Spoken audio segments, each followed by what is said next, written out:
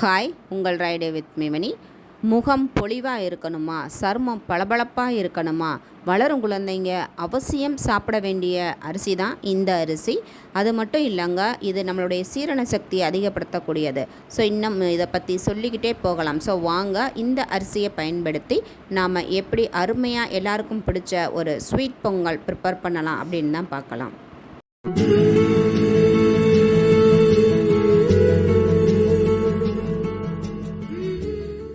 ஒரு ஃப்ரை பேனில் அரை கிளாஸ் அளவுக்கு பாசிப்பருப்பு எடுத்து அதை வறுத்து விட்டுக்கலாம். ஏன்னா இந்த கிளாஸில் தான் நம்ம அடுத்தடுத்த அளவுகள் எடுக்க போகிறோம். ஸோ இந்த பாசிப்பருப்பை மீடியம் ஃப்ளேமில் வச்சு கருக விட்டுறாமல் நிதானமாக வறுத்து எடுத்துக்கிறணும். நல்லா அது வறுபட்டு அதோட 1-2 பார்த்திங்கன்னா கலர் சேஞ்ச் ஆகி நல்லா அந்த ஃப்ளேவர் வர ஆரம்பிக்கும். இப்போ ரெடி ஆயிடுச்சு. இப்போ பாருங்கள், நான் மூங்கில் அரிசியை நல்லா 2-3 தரம் வாஷ் பண்ணிவிட்டு நல்லா ஒரு 1 hour ஊற வச்சு அதை எடுத்திருக்கேன். 1 டம்ளர் அளவு எடுத்திருக்கேன். பாசிப்பருப்பு எடுத்தோம் இல்லைங்களா, அந்த டம்ளரில் 1 டம்ளர் அளவு. இப்போ அதை ஒரு குக்கருக்கு மாற்றிட்டு அது கூடவே நம்ம வறுத்த பாசிப்பருப்பையும் அலசிட்டு அந்த குக்கருக்கு மாற்றிக்கிறலாம். மாற்றிட்டு நாம் அரிசி எடுத்த அதே டம்ளரில் 3 டம்ளர் அளவுக்கு தண்ணி ஆட் பண்ணிவிட்டு தேவையான அளவு உப்பு ஆட் பண்ணிக்கிறலாம். ஒரு 5-8 விசில் விட்டு எடுத்துக்கிறலாம். கேஸ் ஃபுல்லாக ரிலீஸ் ஆனதுக்கப்புறம் குக்கரை ஓப்பன் பண்ணும் பொழுது இந்த அளவுக்கு நல்லா வெந்து வந்திருக்கும். அதை நம்ம கரண்டிகளால் கொஞ்சம் அழுத்தம் கொடுத்து, அதாவது மசிச்சு விட்டு நல்லா கிண்டி விட்டுக்கிறணும்.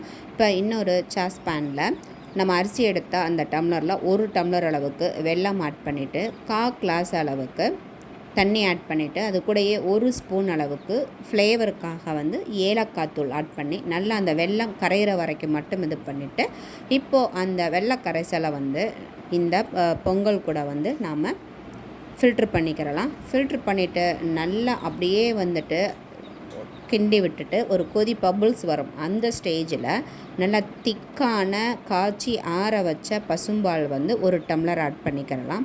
ஆட் பண்ணி நல்லா மிக்ஸ் பண்ணிக்கிறலாம். இப்போயே பார்த்திங்கன்னா அந்த மூங்கில் அரிசியோட ஃப்ளேவர், வெல்லம் இதெல்லாம் கலந்து கமகமாண்டு அருமையாக ஃப்ளேவர் வரும். ஸோ இதை அப்படியே மீடியம் ஃப்ளேமில் வச்சு நல்லா கொதிக்க விடுவோம். இப்போது நல்லா ஒரு டேபிள் ஸ்பூன் அளவுக்கு தேங்காய் துருவல் போட்டுட்டு அது கூடயே ஒரு 2 ஸ்பூன் அளவுக்கு நெய் விட்டு அதுலேயே முந்திரி பருப்பு 5-6 முந்திரி பருப்பை வறுத்து நல்லா நெய்யோடையே இந்த பொங்கல் கூட ஆட் பண்ணிக்கிறலாம். ஆட் பண்ணி நல்லா மிக்ஸ் பண்ணி விட்டுக்கிறலாம். இந்த பொங்கலோட அந்த ஸ்ட்ரக்சரை பார்த்திங்களா, இந்த மாதிரி தான் பண்ணணும். அப்போ தான் இதை ஆறி வரும் பொழுது ரொம்ப கட்டி சேர்ந்துடாமல் நல்லா அந்த ஒரு தளதளன்ற கன்சிஸ்டன்சியும் பார்த்திங்களா அந்த மாதிரி இருக்குங்க. பாருங்கள், ஃப்ளேவரும் ஸ்ட்ரக்சரும் அட்டகாசமாக இருக்குங்க. இது டேஸ்ட்டுக்காக மட்டும் இல்லைங்க. இந்த பொங்கல், இந்த மூங்கில் அரிசி பார்த்திங்கன்னா நமக்கு 40 வருடத்துக்கு ஒரு தடவை தான் கிடைக்கக்கூடியது. அவ்வளவு அபூர்வமான அரிசி மட்டும் இல்லைங்க, அவ்வளவு அதாவது மருத்துவ குணம் கொண்டது. இதை நம்ம தொடர்ந்து எடுத்துக்கிட்டோம் அப்படின்னா மூட்டு வலி, முழங்கால் வலி, முதுகு வலின்னு அதாவது அந்த ஆர்த்தட்டிஸ் பிரச்சனைகள் இருக்குது எல்லாமே க்யூர் ஆகுங்க. அதே மாதிரி இது நம்ம தொடர்ந்து உணவில் எடுத்துக்கிட்டு வரும் பொழுது ஜீரண சக்தியை அதிகரிக்க செய்யக்கூடியது. அந்த பற்றி சொன்னோம் அப்படின்னா அந்த மூங்கில் அரிசியை பற்றி அதிகமாக சொல்லிக்கிட்டே போகலாம். அந்த அளவுக்கு அதிக மருத்துவ குணம் கொண்டது. ஸோ இவ்வளவு அற்புதமான அரிசியில் பொங்கல் செஞ்சு கொடுத்து அசத்துங்க. வீடியோ பிடிச்சிருந்தால் லைக் பண்ணுங்கள். தேங்க்யூ.